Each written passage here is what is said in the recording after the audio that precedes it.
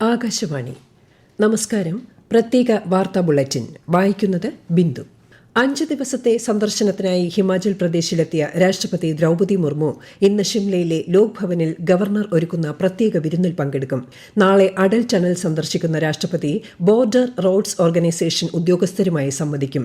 പാലംപൂരിൽ ഹിമാചൽ പ്രദേശ് കൃഷി വിശ്വവിദ്യാലയത്തിന്റെ ബിരുദദാന ചടങ്ങിലും രാഷ്ട്രപതി മുഖ്യാതിഥിയായി പങ്കെടുക്കും. സന്ദർശനത്തിന്റെ അവസാന ദിവസം ഷിംലയിലെ ആർമി ട്രെയിനിംഗ് കമാൻഡിലും രാഷ്ട്രപതി സന്ദർശനം നടത്തും. പ്രധാനമന്ത്രി നരേന്ദ്രമോദിയുടെ 2 ദിവസത്തെ ഉത്തർപ്രദേശ് സന്ദർശനം ഇന്ന് ആരംഭിക്കും. വിവിധ വികസന പദ്ധതികളുടെ ഉദ്ഘാടനവും തറക്കല്ലിടലും അദ്ദേഹം നിർവഹിക്കും. ഉത്തർപ്രദേശ്, മധ്യപ്രദേശ്, മഹാരാഷ്ട്ര എന്നിവിടങ്ങളെ തമ്മിൽ ബന്ധിപ്പിക്കുന്ന 2 പുതിയ അമൃത് ഭാരത് എക്സ്പ്രസ് ട്രെയിനുകളും ശ്രീ മോദി ഫ്ളാഗ് ഓഫ് ചെയ്യും. പശ്ചിമ ബംഗാളിൽ 2ാം ഘട്ട നിയമസഭാ തെരഞ്ഞെടുപ്പ് നാളെ. 142 മണ്ഡലങ്ങളിലാണ് നാളെ വോട്ടെടുപ്പ് നടക്കുന്നത്. പരസ്യപ്രചാരണം ഇന്നലെ അവസാനിച്ചതിനാൽ ഇനിയുള്ള മണിക്കൂറുകളിൽ നിശബ്ദ പ്രചാരണമായിരിക്കും. 2ാം ഘട്ട വോട്ടെടുപ്പിനായി കർശന സുരക്ഷാ ക്രമീകരണങ്ങൾ സംസ്ഥാനത്ത് ഏർപ്പെടുത്തിയിട്ടുണ്ട്.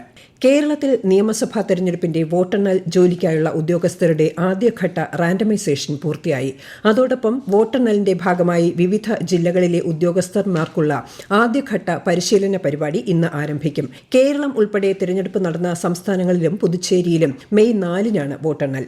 രാജ്യരക്ഷാ മന്ത്രി രാജ്നാഥ് സിംഗ് ഇന്ന് കിർഗിസ്ഥാനിലെ ബിഷ്കെക്കിൽ നടക്കുന്ന ഷാങ്ഹായ് സഹകരണ സംഘടനയുടെ പ്രതിരോധ മന്ത്രിമാരുടെ യോഗത്തിൽ പങ്കെടുക്കും.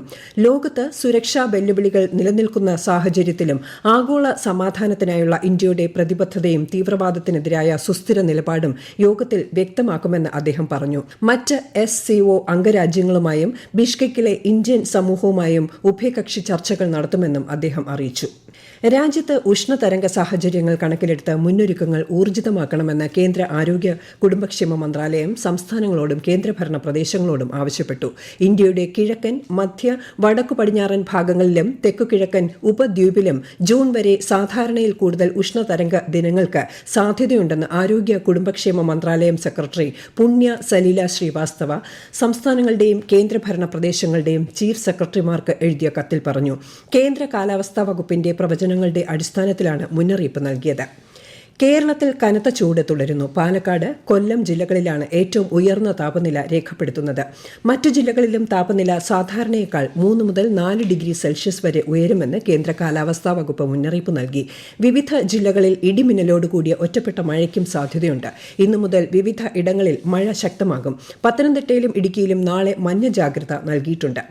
ഈ മാസം 30 മെയ് 1 തീയതികളിൽ ഇടുക്കി ജില്ലയുടെ വിവിധ ഭാഗങ്ങളിൽ ശക്തമായ മഴയ്ക്കും ഇടിമിന്നലിനും സാധ്യതയുള്ളതായി കേന്ദ്ര കാലാവസ്ഥാ വകുപ്പ് അറിയിച്ചിട്ടുള്ളതിനാൽ മെയ് 1 നടക്കുന്ന മംഗളാദേവി ക്ഷേത്രത്തിലെ ചിത്ര പൌർണമി ഉത്സവത്തിന് എത്തുന്ന ഭക്തർ ജാഗ്രത പാലിക്കണമെന്ന് ജില്ലാ കളക്ടർ.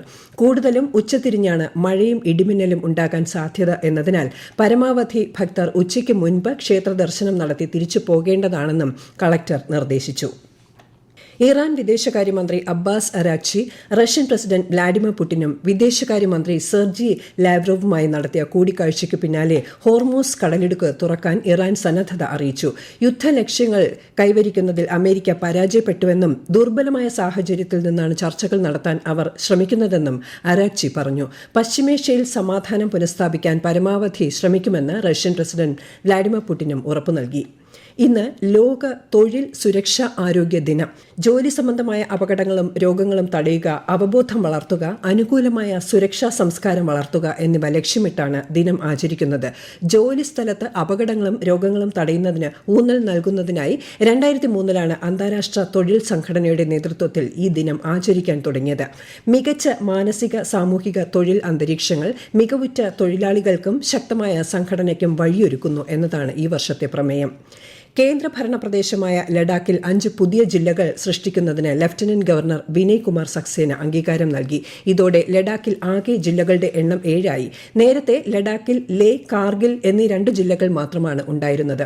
ഈ തീരുമാനം ലഡാക്ക് മേഖലയിലെ ജനങ്ങളുടെ ദീർഘകാലമായുള്ള ആവശ്യവും അഭിലാഷങ്ങളും നിറവേറ്റുന്നുവെന്ന് ലഫ്റ്റനന്റ് ഗവർണർ അഭിപ്രായപ്പെട്ടു. BDS വിദ്യാർത്ഥി നിതിൻ രാജിന്റെ മരണത്തിൽ പ്രതിഷേധിച്ച് ദളിത് സംഘടനകൾ ആഹ്വാനം ചെയ്ത ഹർത്താൽ ഇന്ന്. ഈ പശ്ചാത്തലത്തിൽ സംസ്ഥാനത്ത് ചിലയിടങ്ങളിൽ KSRTC സ്വകാര്യ ബസ് സർവീസുകൾ മുടങ്ങി. പ്രത്യേക വാർത്താ ബുള്ളറ്റിൻ കഴിഞ്ഞു. അടുത്ത വാർത്താ പ്രക്ഷേപണം ഉച്ചയ്ക്ക് 12:30.